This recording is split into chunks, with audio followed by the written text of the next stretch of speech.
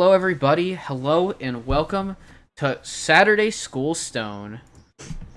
We have a very exciting match for you today. I am Dr. Fish, and alongside me is Jailstorm. Hello, Jailstorm. How are you doing?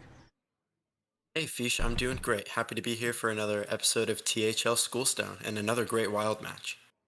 Yeah, so we have the players are just about ready up, but we're going to obviously take a little bit of time here to talk about the decks and everything. We see the classes on the screen. I'm going to switch right over onto our deck lists. So, why don't you take me through number theories lists? Yeah, so Number Theory brought three Reno decks. He brought the Reno Shaman, the Reno Warlock, the Reno Priest, and the Handbuff Paladin as that fourth deck. I think Handbuff Paladin is just probably, one of the best decks in the format, so that along the three Renos is a pretty solid deck list to bring in THL. Yeah, I completely agree. I like the Warlock deck's a little interesting. There's a couple of interesting tech cards in Ticketus and Skulking Geist. Now Ticketus is a bit more common than Geist. Geist is a card that's generally played when you think your opponent's gonna bring Jade Druid, or something that just has strong one or like strong one cost spells, which I guess yeah, that's hand buff Paladin. But Pace's hand buff Paladin is banned. Yeah, you So rarely see that Skulking Geist. I mean, it's literally a one card tech for the Jade Druid matchup. mhm. So probably, not the best, but when it does work, I mean, it works Oh fantastic. yeah, So for sure. looking at Pace's list this week, he brought four aggro decks. I mean, he brought the Pirate Warrior, the Dark Glare Warlock, the Secret Mage, and the Hand Buff Paladin. The Hand Buff Paladin notable exclusion is the Crab Rider, and instead he put two of the Sneaky Delinquents. And I think he has two of the Bluegill Warriors in there too. Yeah. Mm. Oh okay. I guess my screenshot must have cut off some of his. Yeah, for some reason they cut off the amount of cards in his hand buff paladin, but that has been fixed on the screen. So yeah, he's running double sneaky, double bluegill. Yeah. And just looking at the bans for this week so we can get into the match, Pace banned out the Reno Warlock from Number Theory, and Number Theory banned out the Handbuff Paladin from Pace. So Yes. I think this is going to be a good match to see. I mean, the Dark Lair Warlock and the Secret Mage can definitely get a win this week. The Pirate Warrior might struggle a bit against the Reno list of Number Theory. Yeah. What do you think? I think the pirate warrior is gonna really struggle. You and I talked about this before the cast, but the usually when you bring aggro into a deck that brings a lot of control, like I don't know much about Reno Shaman, but it seems like the curve is like I'm just looking at the deck and the curve is really nice. So if that deck curves out, and plus they have that additional tech of ice fishing with Flurgle and Toxfin, which is just devastating to aggro decks. And even hand buff Yeah. paladin, but obviously no hand buff to be played. Um, so yeah, I mean, this is gonna be an interesting match. If the pirate warrior gets through, secret mage has good matchups into some of these decks, and then dark glare is dark glare. So yeah, I'm gonna That's very true. Yeah. message the players and tell them Um, to go. You can play. Yep. yeah, I So think the Q order for this is pretty easy for both players. I think Number Theory's strongest deck is probably the Reno Priest against Pace's list, and then after that the Handbuff Paladin and the Shaman. yeah, agreed there. Well, let's see. So for those who are spectating, Pace is going to be the first for me to spectate in number theory. So he'll be on the bottom. Number theory will be on the top. Um, so we'll just wait for some eyeballs, and then we'll go into the first game. Yeah, the first queue in Conquest is usually the longest to decide on. Um, I think I see an eyeball, so I'm jumping in here. Cool.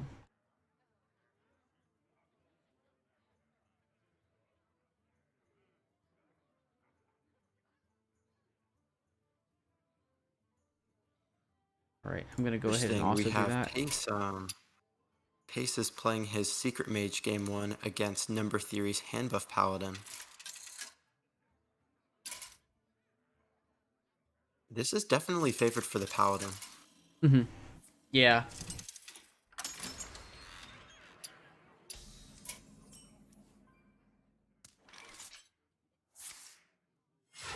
I'm just pulling up the numbers here to find exactly what it is.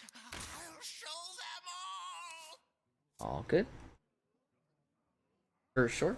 May the light grant you peace. So we have a decent start here for the Secret Mage. All things considered, does have the RFG is a bit awkward to not get to play it out with like a Cabal lackey. And the Eternum Rover actually creating armor for the Paladin. So if now this, so it's actually pretty nice to give hand buff for the hand buff to have a little extra health. The first day of school coming in with some coming in with some good minions there. Oh wow, it's a golden Loa. Yeah, Pretty good. the way Secret Mage wins this is they have to stick boards and keep winning board. If they start losing board, then their secrets become way less effective because they don't protect minions. Mm-hmm. And that's how the hand buff squeezes a win here. Oh, didn't win the joust. Oh, it's just gonna stay a 1-2. Yeah, that +1/+1 would have been huge here. It definitely would have been, because then it allows it would allow it to stick, and we're not even gonna see a trade into the mad scientist. So gonna get a trade of his own, and then Pace will get that, and then play Medivh's Valet on the Knight of Anointment, clearing board. Yes, and it's very important to note that the mad scientist pulled the rigged fair game. The pace has control of the board right now, and if Number Theory can't push any damage, which I don't think he can outside of that charge of the Chillblade champion, that's gonna go off, and that's gonna be a huge advantage for Pace here. Agreed, yeah. Anytime a Secret Mage can get a nice early rigged fair game off, especially against this deck, then you're looking at an okay time for the Secret Mage. Don't really see any hand buff cards. We don't see Smuggler's Run. We don't see Grime Street. Oh, Grime Street Goonie, I want to say, is the 2-mana 1/1. Grime Street Outfitter. Outfitter, that's what it is. They're the Goonies in general. Okay. So, Yeah, yeah. Ancient Mysteries No, with a Flak Mage. It feels pretty bad as the hand buff paladin here to have to drop those 1-drops unbuffed. Mm-hmm.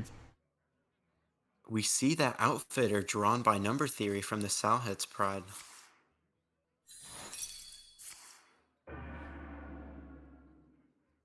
The first day of school triggers the counter spell from Pace. Now there's big enough boards where eventually now this paladin will be able to grab board with things like the Crab Riders, and we'll be able to have Loetheb to stave off spells for a turn.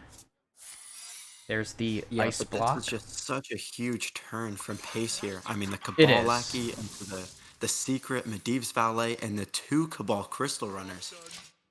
Yeah, this this mage is taking full control of board.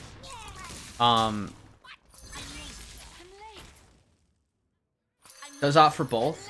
Was going so fast that it had to catch up for me. But yeah, this is a massive board for Pace, and there's no Samuro in hand. Samuro would be devastating for this board. But it's just not there. Yeah, and Samuro wouldn't even clear everything just because the Yeah. health total of those 5/5s is so big, but Exactly, they're yeah. so large. But We're just gonna drop the low with that. Triggers the second rig fair game triggered. There is still a secret in play. I believe is indeed an ice block, so that will stick around for a while.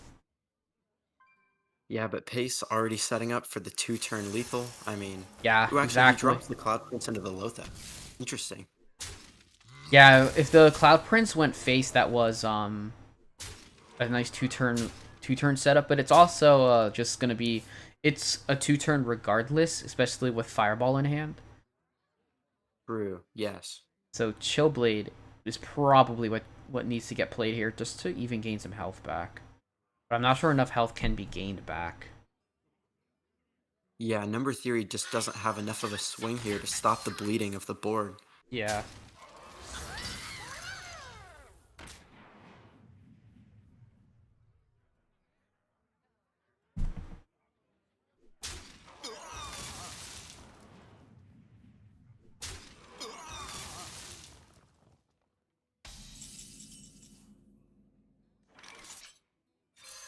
Yeah, and we can just see the return here from Pace, filling the board back up again, setting for the lethal the next turn.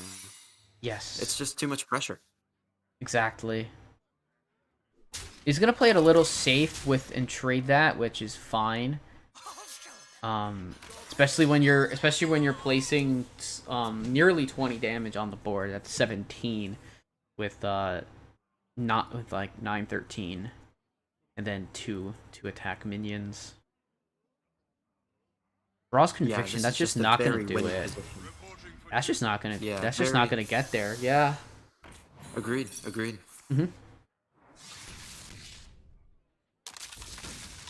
mean, you just trade into the. We're gonna make as many trades as. Gonna make as many trades. Can actually stave off lethal, I think, here now. With the Argent Squire plus conviction. Yeah.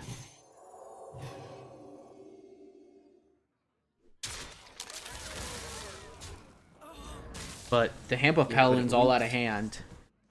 And the Pace just drew all the reload. Pace just drew the reload, yeah. Yeah, trades the scientist first. Smart. Yeah, don't want to draw a secret when you can pull one.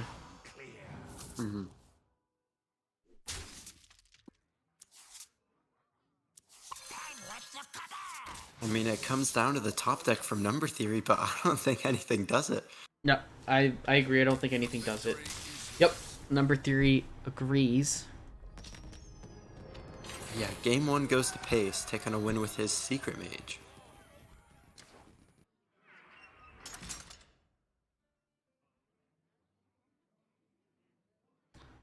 So strong start for Pace so far. Hasn't gone for the Pirate Warrior yet. Might just go ahead and play Dark Glare.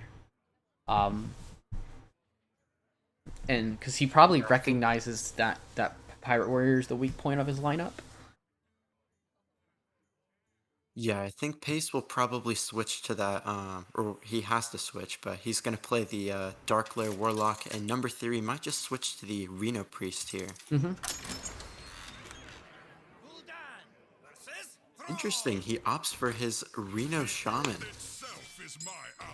Oh yeah, this Dark Glare Warlock getting the Dark Glare. Hand from number theory against the Warlock. I mean, the Ice Fishing pulled from the hand.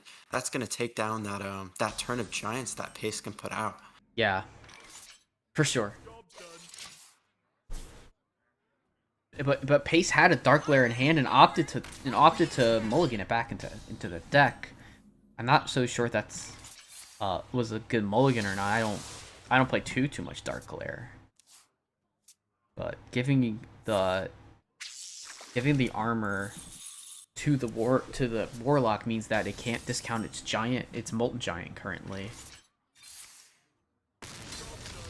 Yeah, and I mean, we could debate about that Dark Glare keep or not keep. I think it's Dark Glare's definitely better when you have a 1-drop to play with exactly, it as well. Yeah. I think that's makes a lot of sense.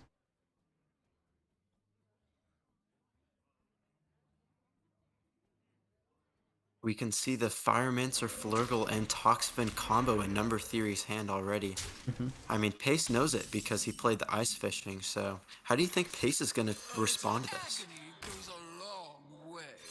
Probably gonna have to. He's gonna have to stagger his Giants and try to bait out the and just try to bait it out for from number theory before. Wow, we're going all in. Flesh Giant is gonna cost 0, very likely now. Yeah, finding Dark Glare and the 2 1-drops, Raised Dead, the Ankle Biter. I mean, this is the turn you want to see as Dark Glare. Yeah, Only gets the one giant, which is fine. Um, I'm so, trying to see here. Pace only actually has one copy of that Spirit Bomb. So mhm. maybe number 3 could be a little bit confident in tossing down the Flurgle and Toxfin this turn, knowing there's not a huge swing the next turn. Yeah. But opts just to go for the slower line with the Shard. Mhm. Pulls Tamsin, that'll be obviously good to finish the game. Yeah, I mean, Pace now has 16 damage from hand. Mhm.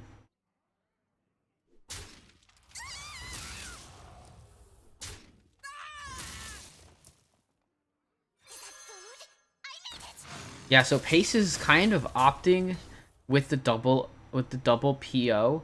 He's not necessarily playing to just drop all the giants and win. It looks like he might have the understanding to just to try and keep this molten giant here and then just go for it when he needs it. As opposed to, oh, I gotta dump my entire hand now. Probably debated the Emerald Reaver or not and opted not to play it. Yeah, he's definitely opting to stagger his giants as opposing to drop them all at once. Usually, if you go for that game plan, you try to save your raised deads to bring back more giants, just because more turns of giants is more pressure and more Yeah, threatening. exactly. Number 3 opts to take 8 this turn.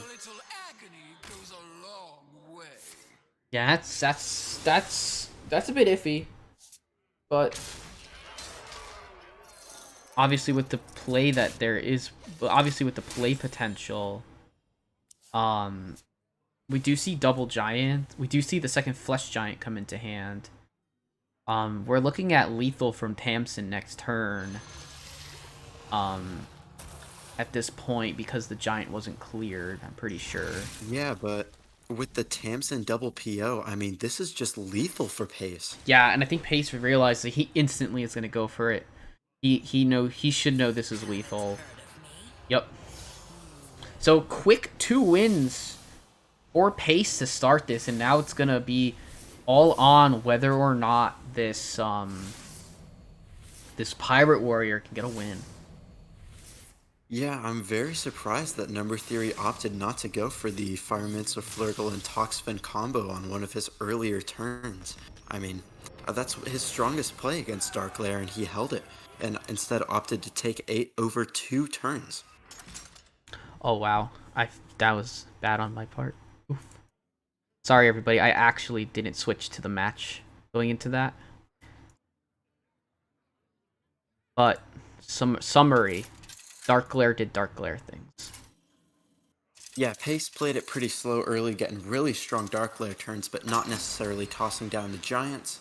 And then, I mean, number 3 just gave up 2 turns of taking damage. I mean, that's the reason he lost. Yeah. And it comes down to Pace on his Pirate Warrior, which is his least favorite deck in a number 3's lineup. I mean, if number 3 is going to sweep here, it is going to be against the Pirate Warrior. Yeah. We see and we do see like mass hysteria and the smite in hand. That's going to be very key. And even a card like Elucia is really good against this type of deck. We're gonna see the early coin. South Sea, because of the second South Sea in the hand, can just really try and fire up against this deck. But Pushes a lot of early damage. Yeah.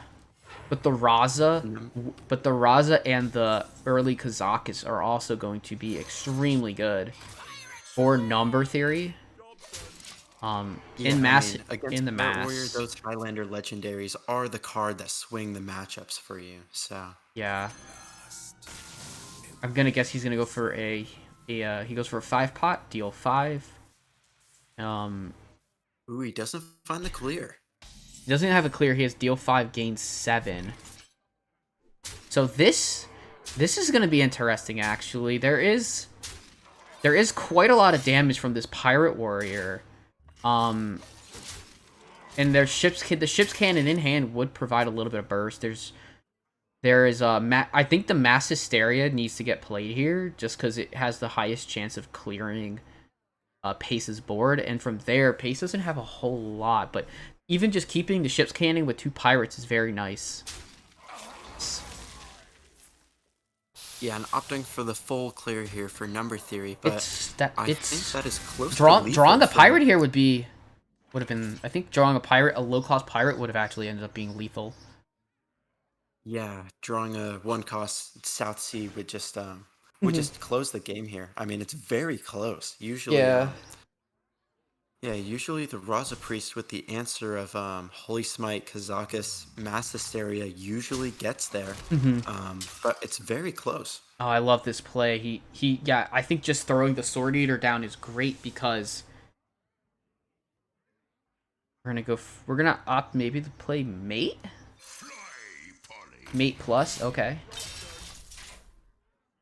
Yeah, and we see the answer from number theory side with the Kazakus potion into the North Star Cleric. I mean, it's a great answer and starts to swing the matchup again towards number theory.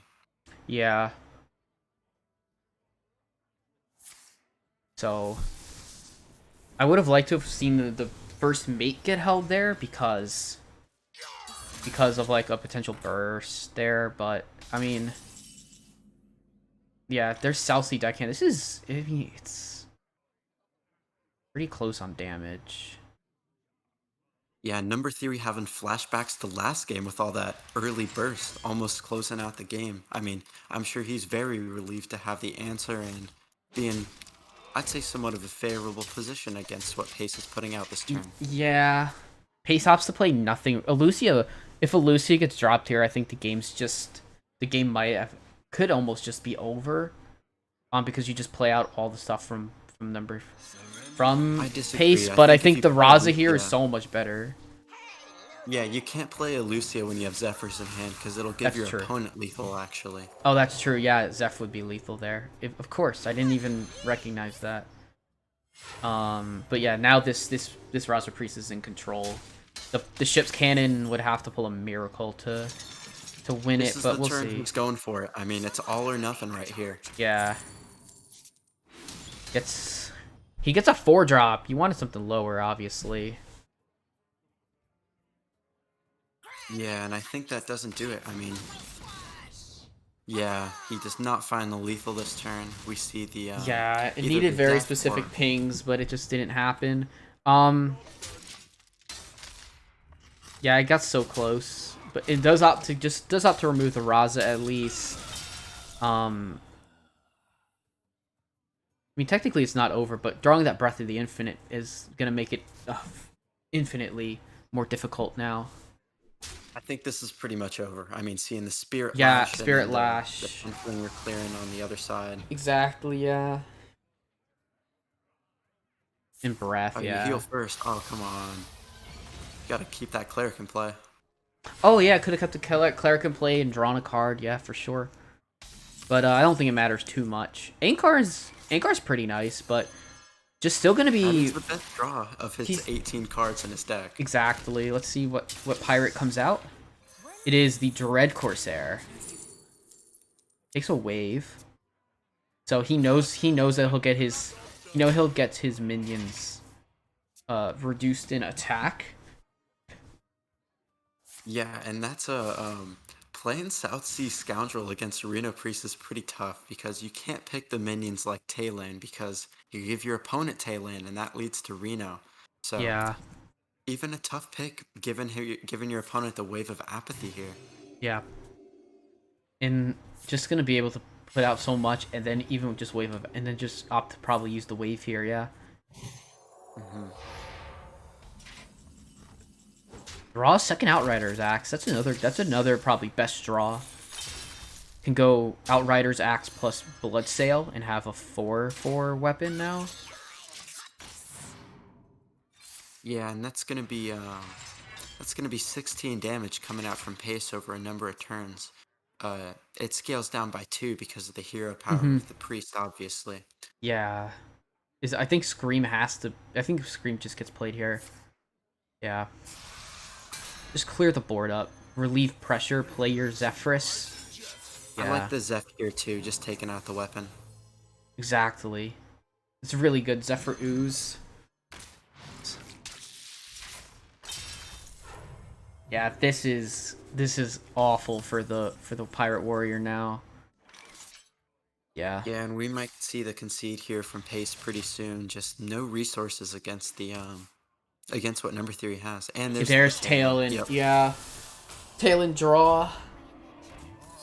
And there it is. Yeah. All right, so number theory getting a win on the board. The Reno Priest over Pace's Pirate Warrior.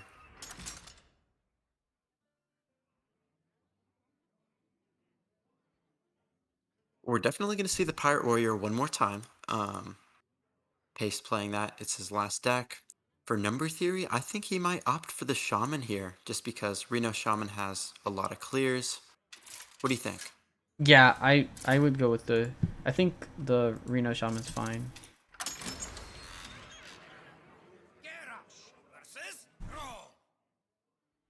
The earth itself is my ally. Ooh, the Sandstorm Elemental coming out as a turn 2 response from number theory against Pace's turn 1 Pirates. Pretty strong.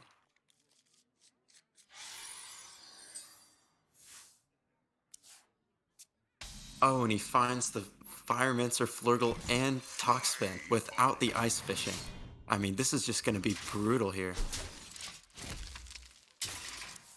Yeah, this is not gonna end well for the Pirate Warrior likely.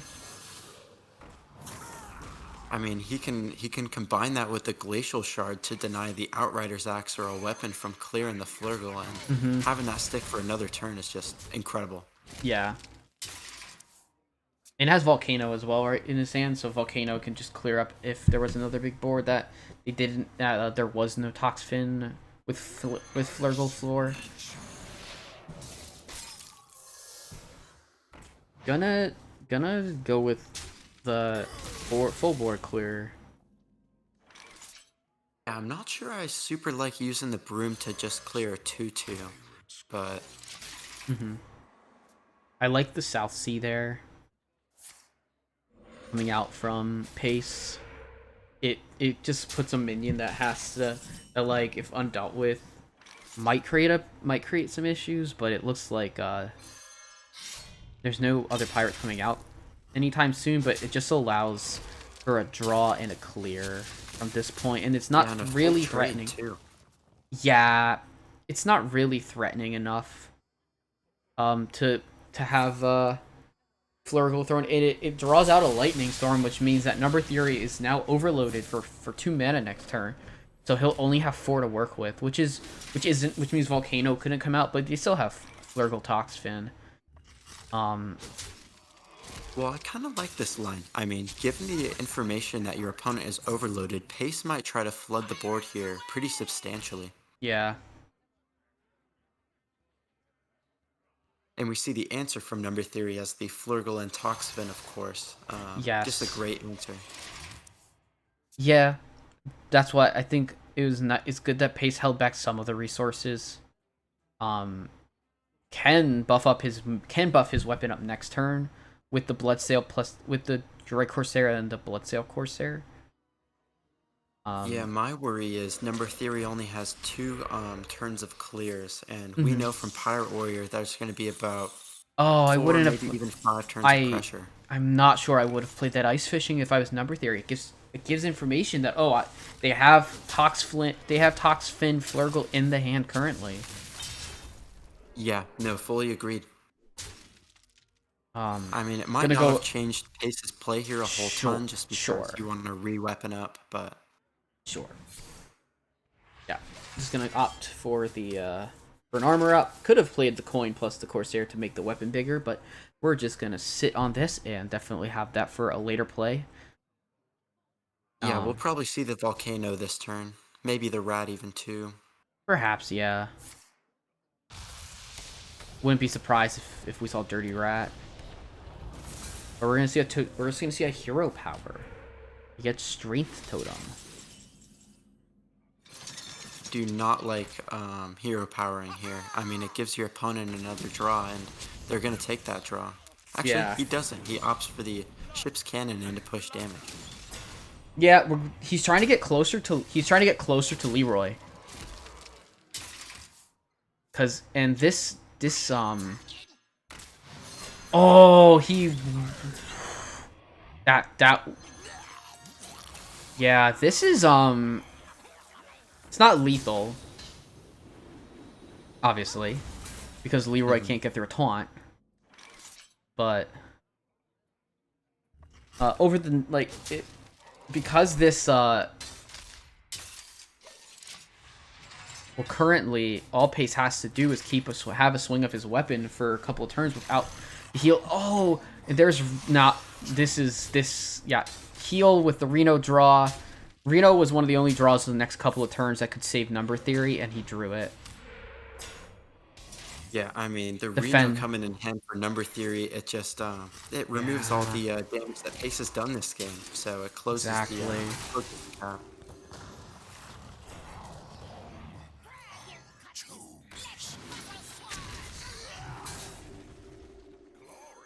I'm here for the gold. Still hasn't killed the Flurgle. The Flurgle will take out the Sky Barge this turn, no doubt. Yeah.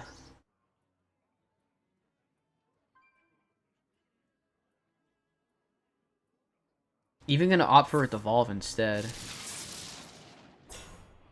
It's a taunt minion.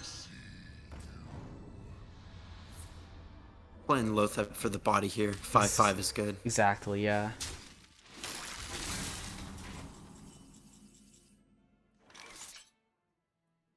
It's so close. He actually got very close. Yeah, but we know there's just so many more powerful top decks from the Reno Shaman coming out with stuff like Lurker Below, Geppetto, Shudderwalk, N'Zoth. I mean, any of these top decks from Number Theory could just about close the game right here. Yeah, I mean, and the Reno just comes down, right? And that's devastating. Talon Forge Ring is also big. And you just remove out the South Sea. Well, this is going to be kind of close here because he can take out the Talon and he has Leroy in hand. With the Rokara, does that do it? You know what? You know what? That might do it.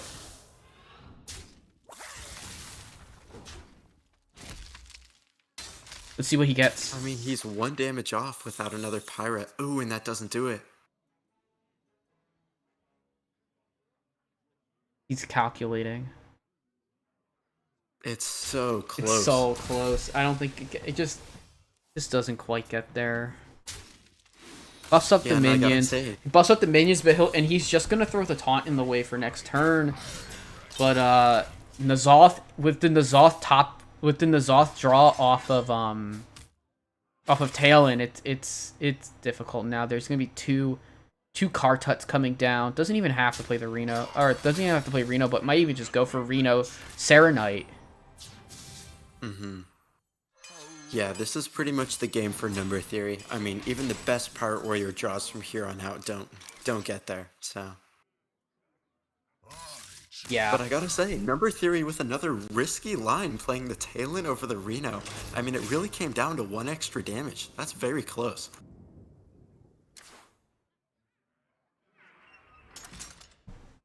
Yeah, this is kind of what we expected. It was all a matter of how it was pretty much all a matter of how Pace wanted to what order he wanted to play his classes out in. He'll get max points if he'll get max points even if he falls short in this one. Which in THL, because this is not playoffs, it doesn't matter. Like, points matter a lot for the total of the season. We have hand buff Paladin, and it's teched for aggro. It's teched with the Serenite, so that's gonna make it even more difficult. And draws patches for his trouble. Yeah, and I mean, we're coming down to a game 5 here. I mean, this is great to see. Oh my Possible gosh. reverse sweep by Number Theory, or a game win by the Pirate Warrior for Pace here, closing out the win for the series. Mm-hmm.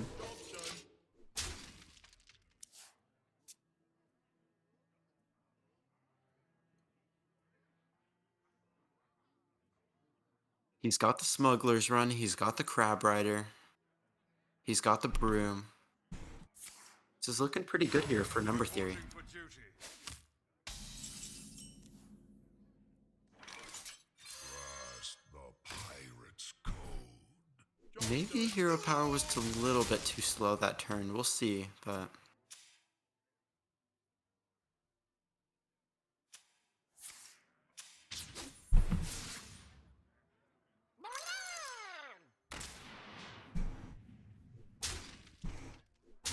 We might even see Coin Broom here too. Actually, no.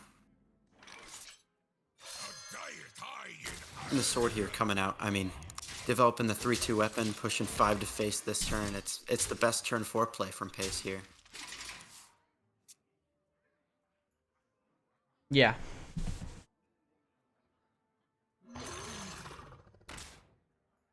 Just gonna go for the clear. Yeah, the Sal hits Pride and Broom does not stop the bleeding though. No, it doesn't. Number 3 is gonna take 5 more damage. Mm-hmm. Oh, the second ship's cannon. Wow.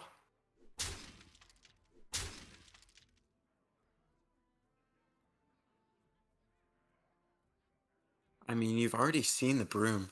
You might just drop both cannons in a South Sea deckhand.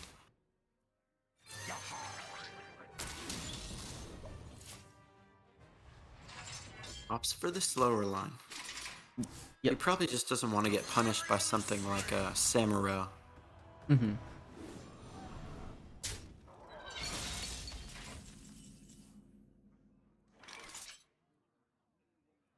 Yeah.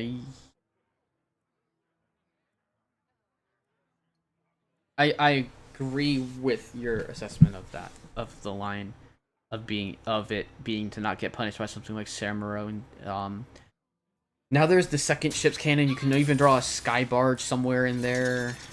We're gonna definitely try to remove off this Runthak. Well, we're gonna remove the Runthak. It's just a matter of how, and that's how it happens. We're going in for the. Going and saying if you either have the clear or you don't, and I win. And it looks like there isn't a specific clear. Yeah, Pace just able to push so much damage that turn. Number theory, basically 1 to 5 turns developing and clearing. Mm-hmm. Not really doing a ton against this Pirate Warrior. Not what you'd want to do, but Definitely.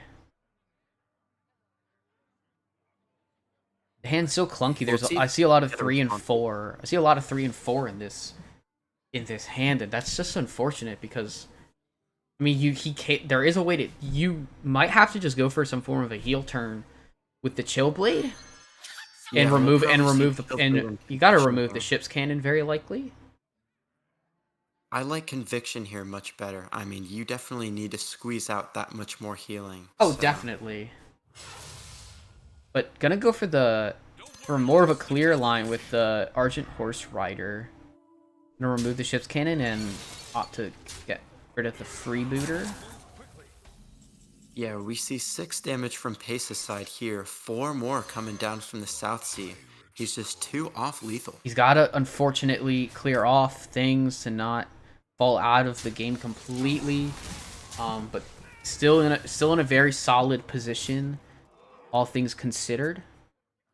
Yeah, you're right. You gotta clear. You can't leave the Chill Blade up, and you can't leave the Horse Rider to clear the captain. So finds the Broom.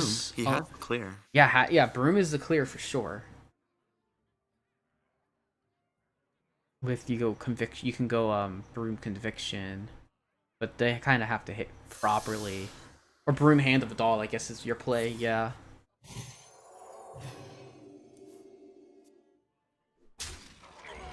Yeah, and this is just a real solid answer by number theory. I mean, 2 turns of Brooms, the Chillblade champion last turn with the Horse Rider actually turned out to be enough. Yeah, this is this is a lot of Pirate Warrior matchups. It's now out of gas in this card, and the deck doesn't have draw.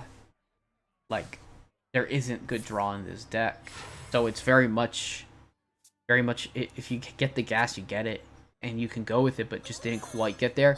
And now a glowstone tech coming out, 3/6 crab rider. This is the reload of the hand buff paladin coming or being put on full display here. Yeah, and this actually might be lethal here. He has two of the convictions. He has another Chillblade champion. I'm still adding it up. Yeah, he has double. He has Chillblade Horse double conviction. Ops to kind of just make sure he gets it. By playing a glowstone tech here. May the light He'll get it next turn 100%. Yes. We're just gonna do as much buffing as needed. Yeah, and I don't think there's a top deck from Pace that does it here, even if he draws a weapon and finds the draw.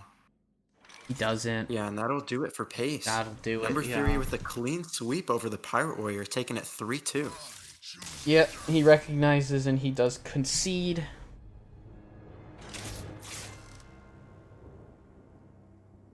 Yeah, Pace just not able to get a win with that Pirate Warrior. I mean, we said it was going to struggle, but I number 3 just honestly finding the thought line, finding the clears. it gave so much. There was so much hope at different moments for the deck to win. So yeah, It came really close a couple times. I mean, against that Shaman, it was a 1 point difference. In the last game, it was a 2 point difference. I mean, just finding very, very close to winning a game, but not quite. yep, so I'm going to contact Number Theory for an interview, if he wants to come in. Mhm.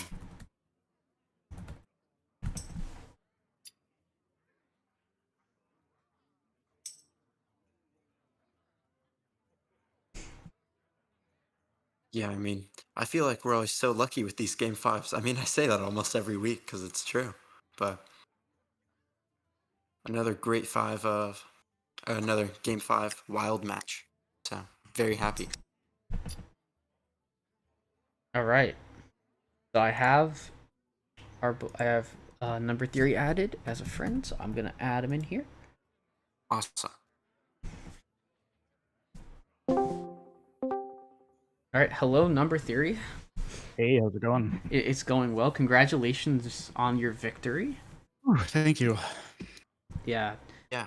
Congrats on the clean sweep against the Pirate Warrior. Those were some close games, huh? Yeah. I knew the Pirate Warrior was my only hope, and they played really well on those first two matches, and I was not sure how it was going to go, but got there in the end.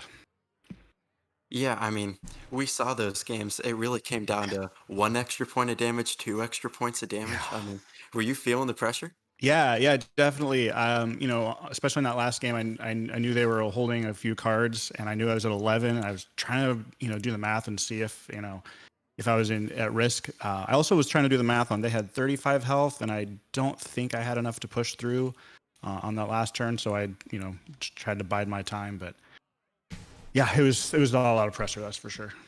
Yeah, no, I think it was close, but you were, I think, maybe 6 or 7 off that turn. So, Yeah. but again, I mean, great matches this week. Yeah. Thanks.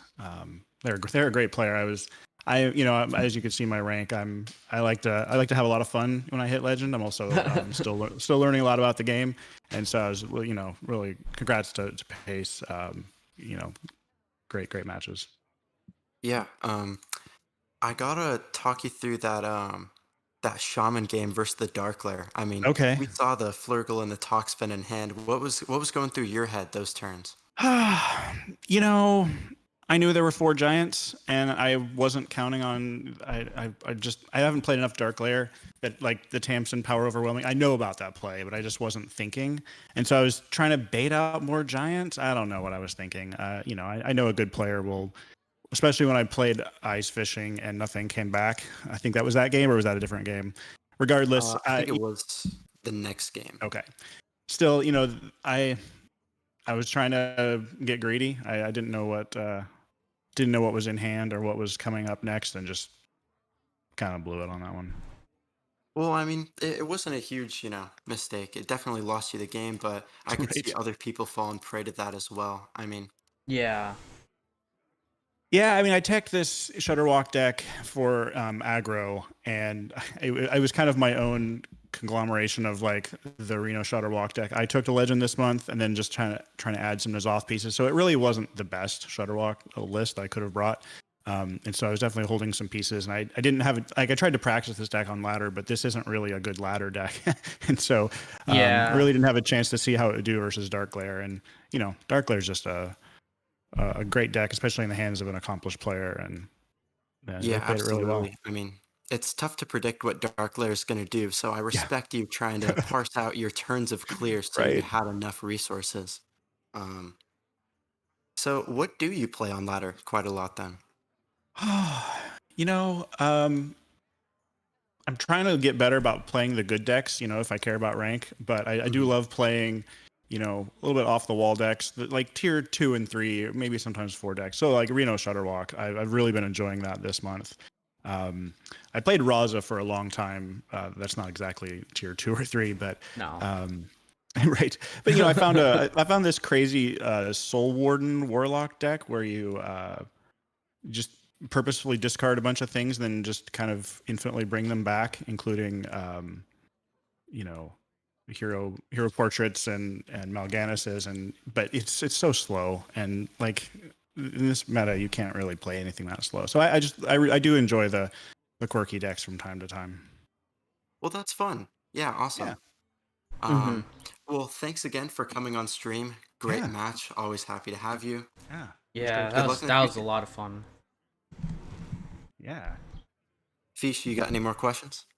Um, no, you covered the good questions. Um, All right.